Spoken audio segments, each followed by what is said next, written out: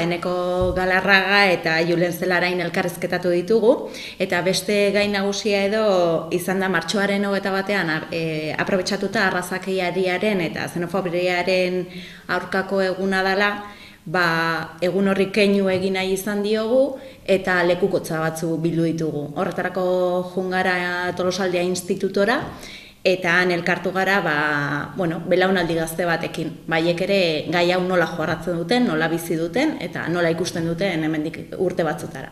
Ohikoa ataletan, ostiraleko aldizkari honetan historia atala badaukagu, eta kasu honetan Aritza Kultur Elkarteari dagokio atal hori, eta berak hitz egin digu bilabonan, datorren astean, memoriaren astean nola jorratuko den, eta aste horren nondik norako ez hitz egin digute.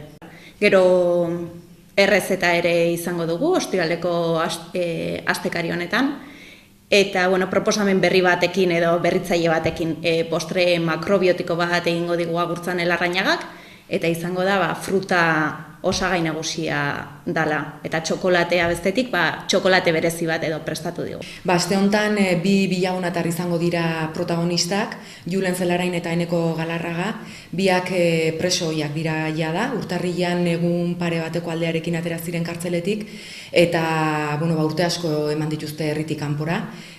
Julen Zelarainek 10 urte eman ditu kartzelan 2 txandatan, eta Eneko Galarragak 12 urte eman ditu herritik kanpo, lehenengo erbestean eta gero espetxean. Eta beraiekin elkartu gara, espetxearen inguruan hitz egiteko, sakabanaketak suposatzen duen sufrimenduaz hitz egiteko, eta orokorrean urte guztioetan eman diren aldaketak eta izan dituzten inpresioak edo jasotzeko.